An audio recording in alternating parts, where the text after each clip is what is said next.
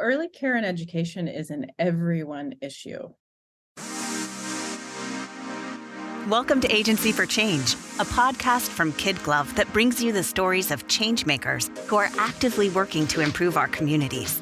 In every episode, we'll meet with people who are making a lasting impact in the places we call home.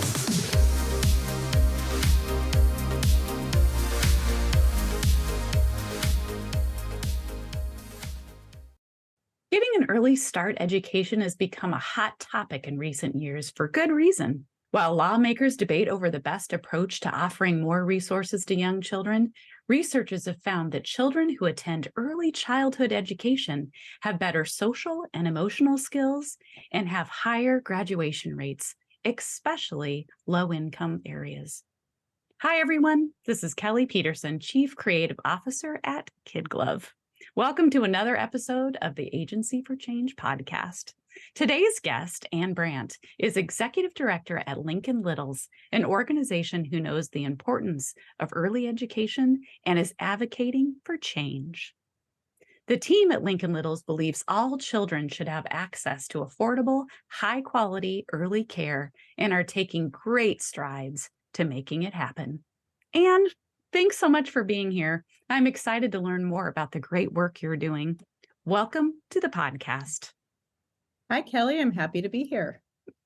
So, Anne, Lincoln Littles has received quite a bit of press lately. But for our listeners who may not be familiar with your good work, can you tell us about your mission? Yes, Lincoln Little's mission is for all children in Lincoln to have access to quality early care and education, regardless of income, race, or ethnicity. What an amazing mission to have. And in your expert opinion, why does early childhood even matter?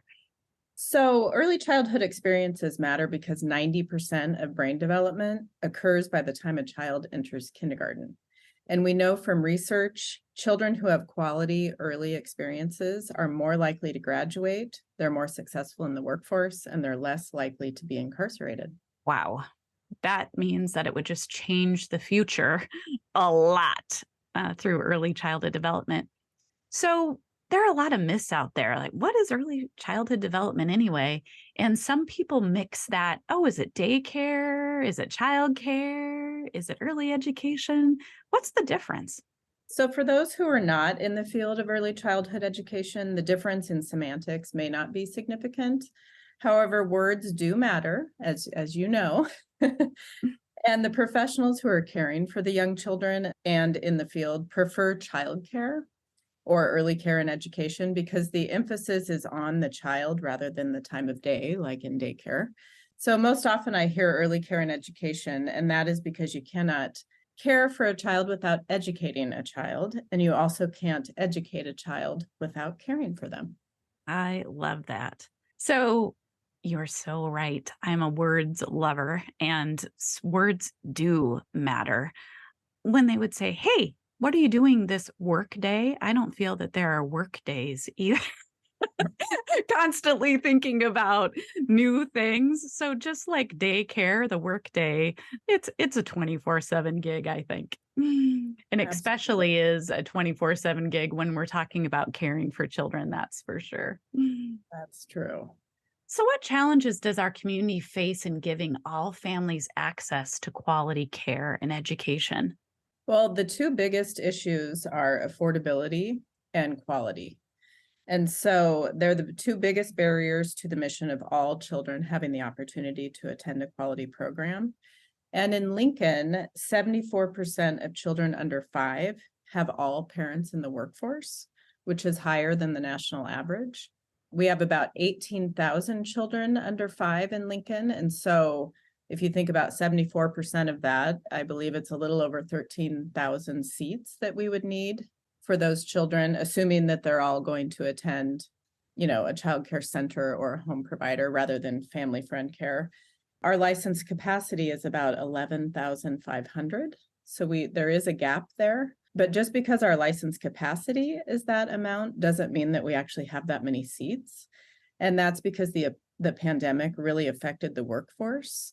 We know it affected the workforce everywhere, but this industry of childcare, it really has taken a nosedive since the pandemic. And so we don't necessarily have that capacity of 11,500 because we don't have the people, license regulations, you have to have a certain ratio of adults versus children. And so we don't necessarily have that currently. And so our capacity is even lower than that.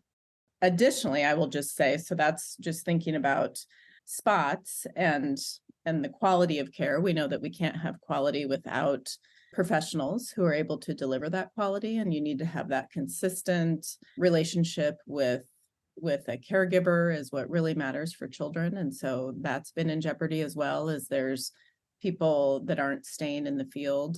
Also, affordability is a barrier because the childcare business model is primarily parent pay, and costs are high due to those low ratios I mentioned.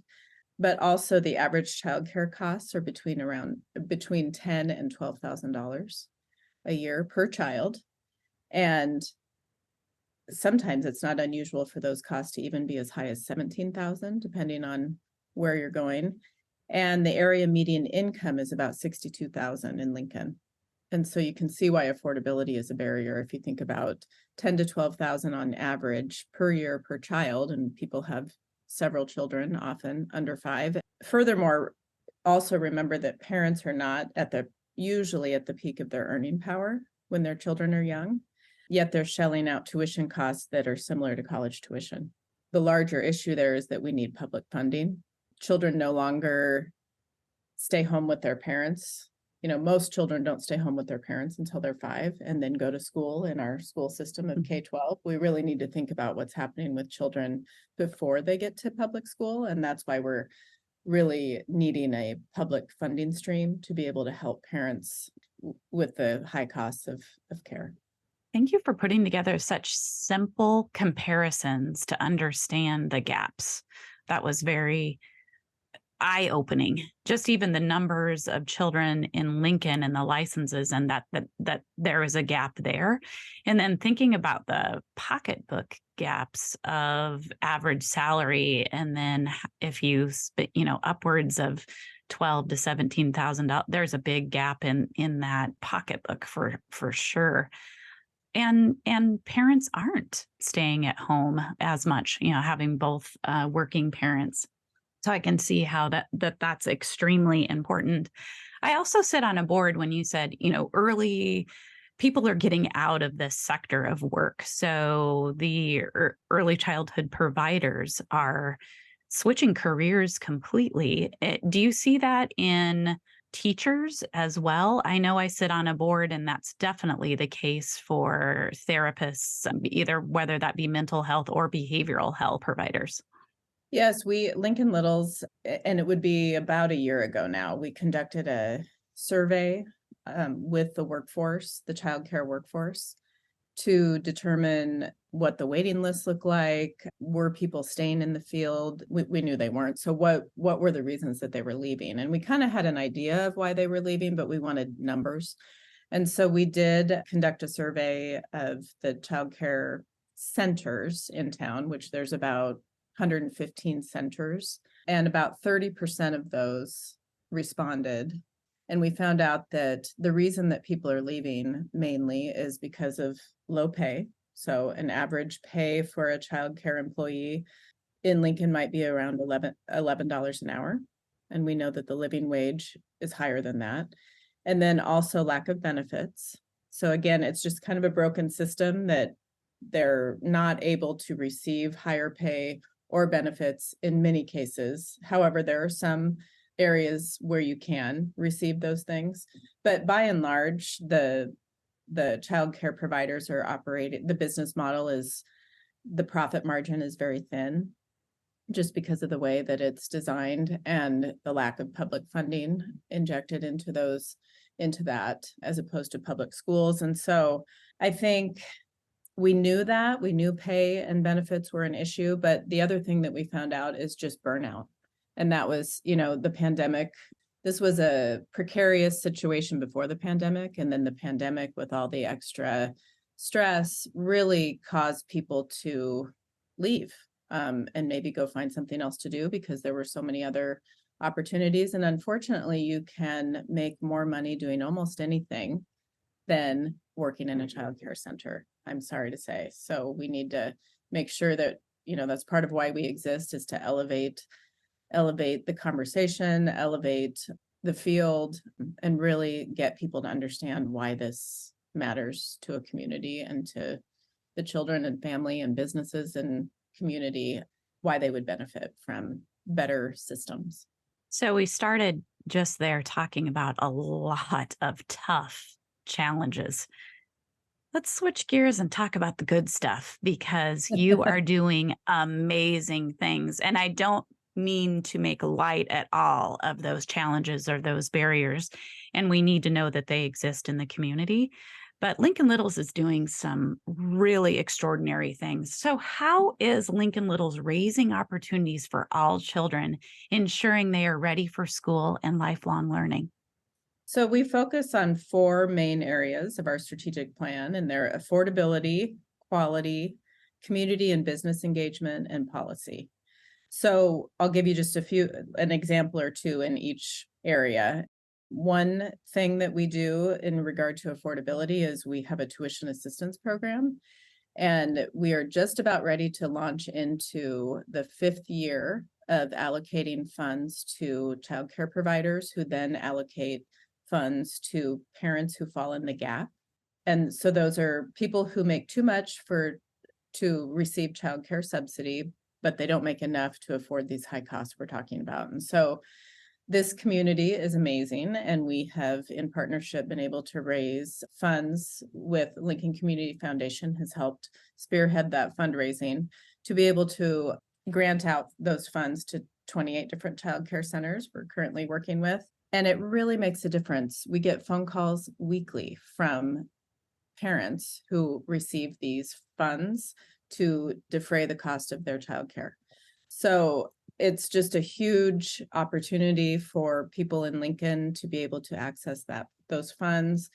But it's really just a temporary solution for a larger problem, which I've talked about before, which is that need for that public funding for these early years. And so we're really happy to be able to do that. We've raised around $5 million over the last 5 years for those GAP families to be able to go to work and do what they need to do. And our average allocation to a family is about $2,300 a year. So that's what I think is interesting, is it's not like it's a full ride to childcare. It's just on average about $2,300 per child, but that really makes a difference to a family.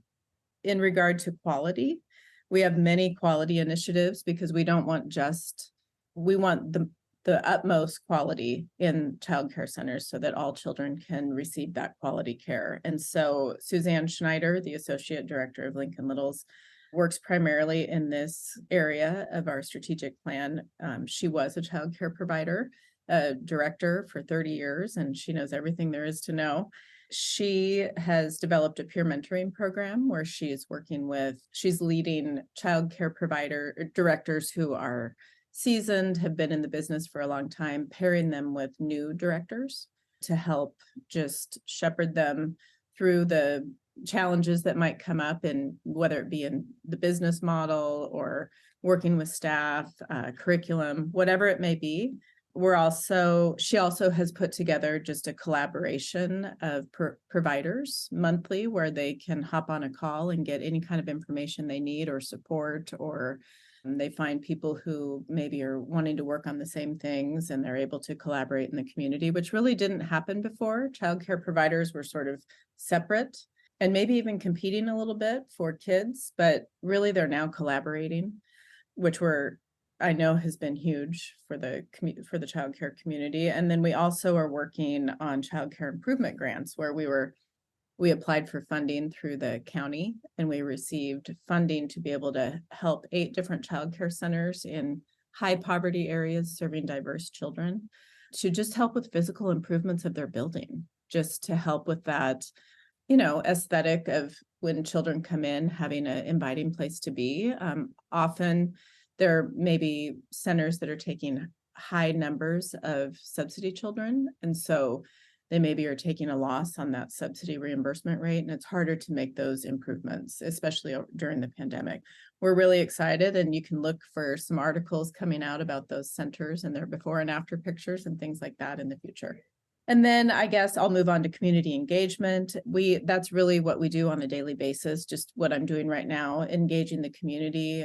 We've been around for 3.5 years, and we're just wanting the community to know what it is that we do. And I'm noticing when I'm out and about and I mention what I do, people are now say, oh yeah, Lincoln Littles, and they are aware of what we are doing. And that wasn't the case, of course, 3 years ago. So we like to let the community know why early childhood is a hot topic and what we're doing to help the community. And then ultimately policy change and systems change is what is necessary. We work both locally and statewide to influence policy change that would make a difference for the field, parents, and children. I just want to highlight one local example just to make it tangible for people. There's a standard response protocol that the school system uses when, unfortunately, there's an intruder or danger in the neighborhood. They have a system and common language that they use to proceed if that happens. And childcare did not have that kind of system. And so we've partnered with Lincoln Police Department and the health department and the public school system to implement the same program into childcare centers, so that if there is danger in a neighborhood or an intruder, they have a protocol that is the same as Lincoln Public Schools. And we have a text alert system where we can keep the childcare community aware of what's happening in the community in partnership with the police department. And so that's just an example of something that didn't exist that now exists. And it's really cutting edge in the nation. It's not happening really other places. We're hearing from other states that are calling us and saying, we've heard about this program. We'd like to know more about it, and we'd like to implement it where we are. That's an example of just what we're trying to change overall to help the system work better. Absolutely incredible work that you're doing. My question of the day is going to be, when do you sleep? Well, yeah, I was taking some side notes and I can't even write fast enough of all of the incredible work that you're doing. So yeah, I mean, the great news I will tell you is on Sundays, I never feel sad that I have to go to work on Monday. I always feel excited that I get to go to work on Monday, just because every day is different and we are doing work that really matters and is making a difference. That's the exciting part. It sure is. It's been a long while, but I remember how expensive early child care can be and how hard it is to find, especially having twins. How is Lincoln Littles partnering with employers to come up with innovative ways to help working parents? So Lincoln Littles and First Five Nebraska, which is a early childhood policy agency here located in Lincoln, but they're statewide. We launched an employer engagement initiative last fall to help employers seek ways to retain, recruit, and support employees with childcare needs. And it's a three-pronged approach. So first, we connect with the businesses and listen to their needs, devise and conduct a survey, and find out how many staff they have with children under 5, difficulties that they're seeing in retainment or recruitment. And then we work to find solutions for the data received through the survey, and then help implement strategies by connecting the businesses to resources needed.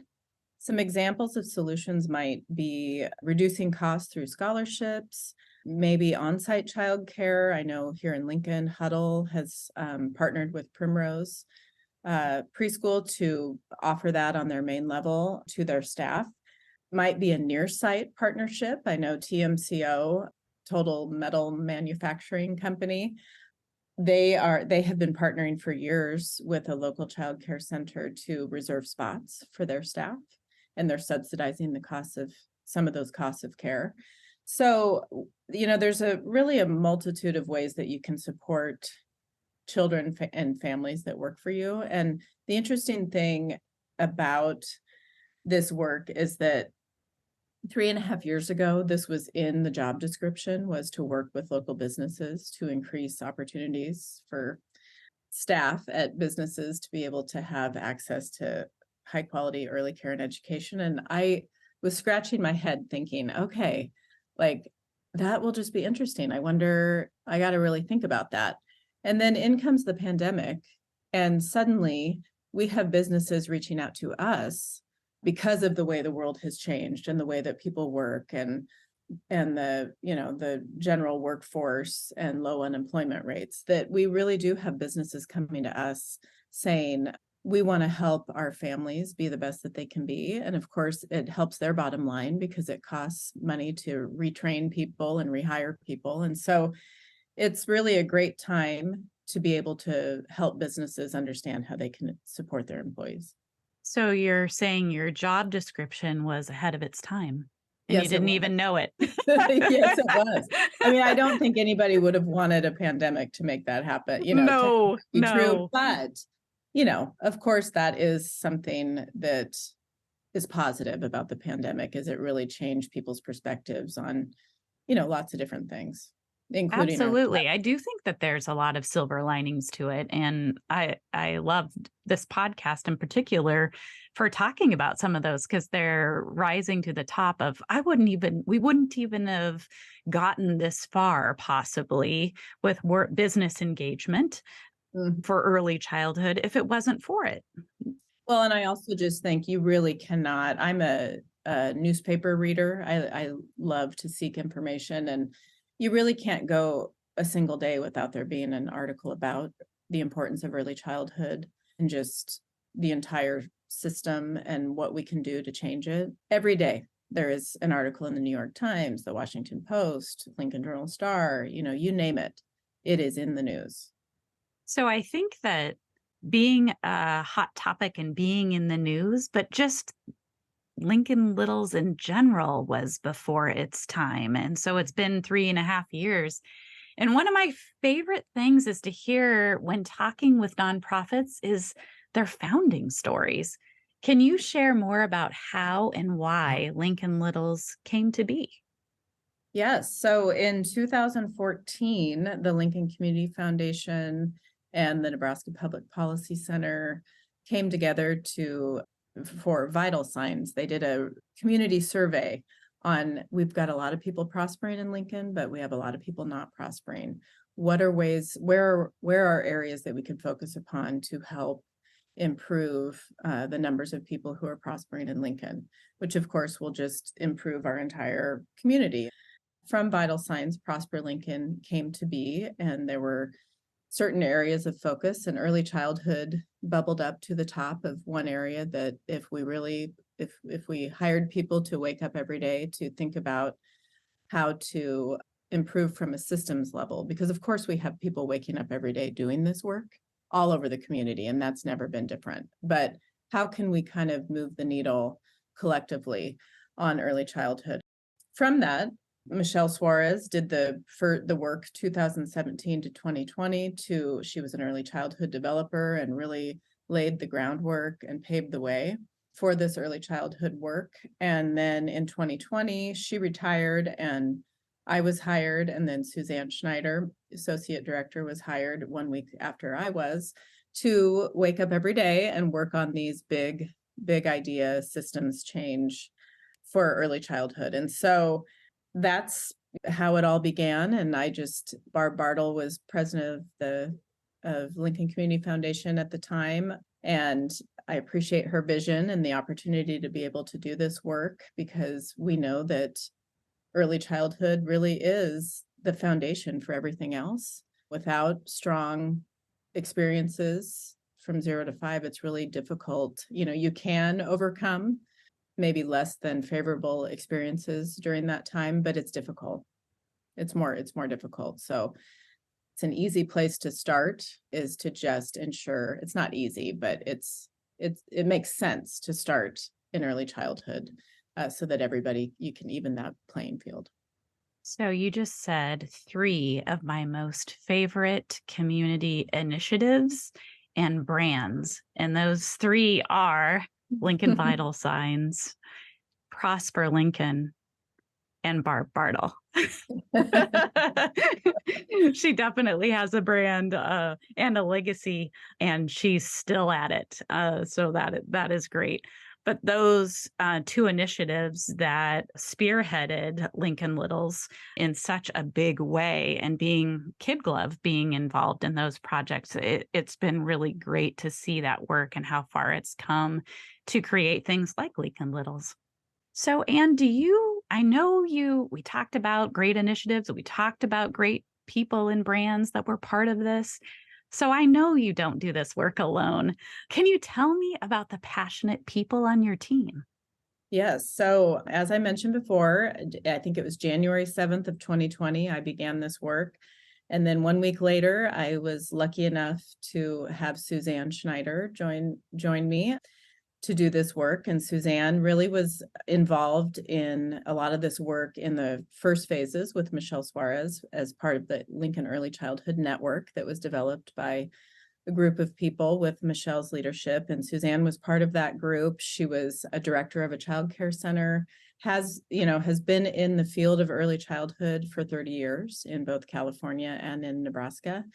And she really is just an incredible person to work with. She already had relationships with the child care providers. And so the work that she does is directly with the child care providers, helping them with improved quality, being a sounding board. I mean, there's really nothing that I can think of that Suzanne doesn't know how to do when it comes to technical work with the child care field. She knows everything there is to know about details and how to improve quality. She led a top-rated quality child care center before she started doing this work. She worked in many volunteer positions in the early childhood field during that time. And so it really has made a difference having somebody with early childhood experience that can really get in there and understand what the needs are and how to support the childcare community.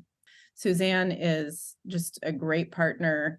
She and I, because of the workforce survey I mentioned earlier that we did last year, we determined that we needed to hire somebody to help the childcare workforce specifically.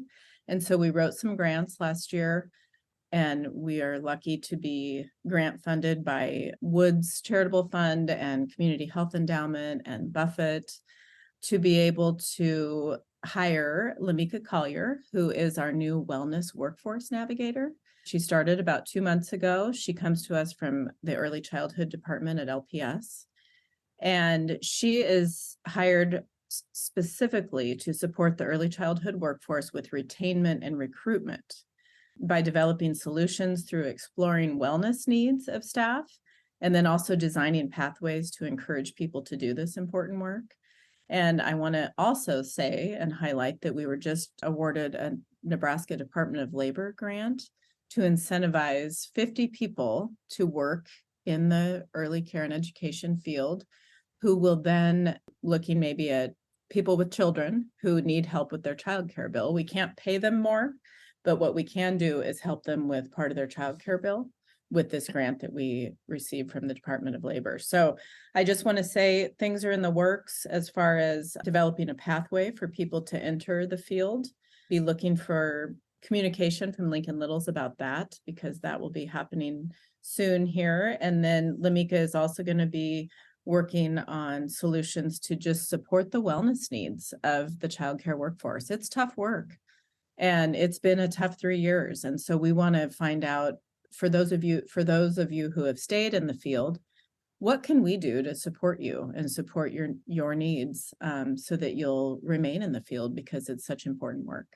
I love that. I'm curious. We talked about the love of words and wellness workforce navigator. I'm just curious of where that came from. And are there other wellness workforce navigators? That title, does that exist in other communities? I don't know if it does, but it really came down to just being transparent about what we wanted to accomplish, which is to support the workforce, but not just in not just the nuts and bolts of what you would normally think about with that, but we really want to think about wellness, because you really can't take care of children and do it really well on a daily basis if you yourself are not being taken care of. And we know that they're not paid, what they should be paid because of the current way things are. And we want to make sure that we can support them in other ways. So if we can't fix that, ultimately we want to fix that problem of pay. But in the meantime, what can we do to support them as individuals so that they feel seen, they feel valued for the important work that they're doing for many of us on a daily basis. I was at a trustees meeting with an organization that is also child serving in Washington, and they put it so great. It was, you need to put your oxygen mask on first. And Yes. so definitely that wellness workforce navigator is helping those workers do just that. So that they can do that first and then help the kids. And because if they don't, they're not going to be able to. So love that. And let's switch gears and talk about you for a bit. What made you interested in this line of work? So, two things. I mean, I have lived in Lincoln my whole life. Doing work that is so community oriented was something, that was very interesting to me. Secondly, my background is education. So I worked for Lincoln Public Schools for 18 years in a multitude of different positions. I started out as a middle school reading teacher, and I was teaching children who were middle school, but they were reading at below a third grade level. And, I know for a fact that in many respects, it's related directly to what was happening in those children's lives in the first 5 years. And then I went to teach kindergarten after that. And again, I had students coming to me that had such a disparity in their, in how they came to school. And so that was another just interest of mine, is just thinking about why is that? And again, it's directly related to what's happened or has not happened in those first 5 years of those children's lives.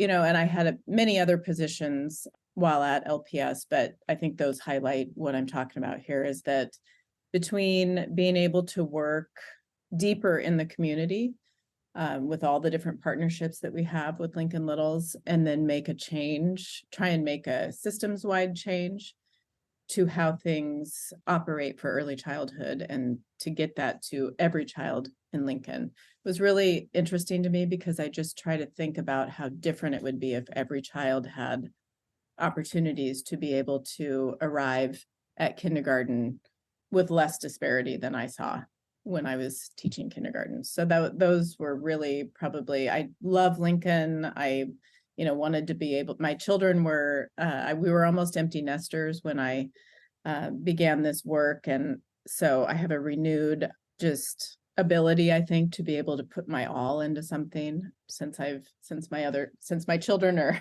off and doing their thing. And so it was great timing. And it really just, I think my past experiences set me up for this work.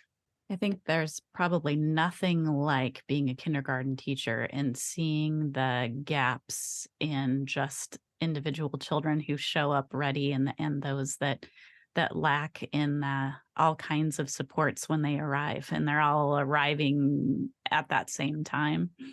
My daughter-in-law also has taught reading in a middle school level. And so those are students who need help, and you can just see they may continually need help, and they're at that middle school age. And so to hit the ground running in high school and not being able to read when you get there is a big struggle. So yeah, hats off to all of the teachers in the world. Yeah, and the research really shows that if you're not reading at grade level by third grade, usually the gap widens. Yes.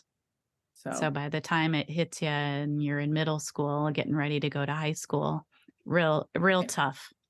So I'm inspired by words and inspirational quotes. And could you give us a few of your own words of wisdom for our listeners? So this was a little difficult for me to think about as I was thinking about this interview, but yet I know my children would say I'm constantly providing words of wisdom to them, and I think they could probably quote quite a long list. In addition, when I left LPS, my colleagues prepared a box of Annisms and read each one of them to me over lunch. So I know I must spout words of wisdom all the time, but after careful thought, my quote would be, curiosity invites opportunity.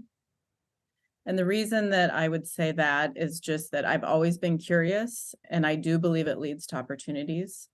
I can remember my grandfather inviting his grandkids out to eat one by one, periodically, throughout a year, just to spend time with us, but also he did have an agenda. And he had a curious mind and he wanted to stay in the know. And so he would always have a list of things he wanted to ask us about in regards to new trends in music. I remember when the internet was just coming out, he wanted to know, what our thoughts were on that, what kind of difference we thought it would make in the world. And so I really think I admire his curiosity all the way up until 90, he was curious all the time. And I tend to be very curious and love to research things and talk to people and find out about new things. And so I just really think curiosity invites opportunity. Well, I really appreciate you sharing that Annism. And I'm sure that there were multitude of Jackisms and that live on to this to this day. So here's an interesting research item. I also learned that if you're playing Two Truths and a Lie, you may use meeting Bono and riding backwards in a wood-paneled station wagon as your truths. Tell me about that. Well, the wood-paneled station wagon, all I can think is that maybe that comes from our growing up together, our childhood, that you probably rode backwards in a wood-paneled station wagon with me, since I had the pleasure of growing up with you on the same street. But the meeting Bono was here December 1st of 2002 for the Ian Thompson Forum to raise money for sub-Saharan orphans. And I mentioned my grandfather just a minute ago, and you mentioned as well him. And he actually started that forum years ago. And he happened to be in the hospital in his last days and had to watch Bono from his hospital room. But he couldn't have been more thrilled and excited that we were all going to see Bono at the forum. And, we got to tell him why Bono is so amazing. And because he didn't quite get it the way that we got it. And so again, there goes his curiosity, wanting to know why Bono is so fabulous. And we got to go to a reception with Bono. And all I can think about is while we were hanging out with, Bono, who I think the Joshua Tree album for me in high school was one of my top albums that I listened to. And so sitting there with Bono, my husband and I were starstruck. I mean, we couldn't even think up anything to say. And I said it was in 2002. So we have twins that were born in 2001. So there we are sitting with Bono, and my mom and my husband and I are sitting there, and we can't think of anything to say to him except for have him sign a napkin. And my mother leans over and says, "Bono, Ann and Brad have twins." And my husband and I were like, what? He doesn't care if we have twins, but I appreciated my mother not being starstruck, because to her, she didn't really understand the significance of having Bono sitting there with you at the table. So she's just shooting the breeze about our kids. So, it all comes back to early childhood, talking about the babies with Bono. That is the best story. I love that. And for our listeners who would like to learn more about Lincoln Littles and how they can find you, how would you tell them?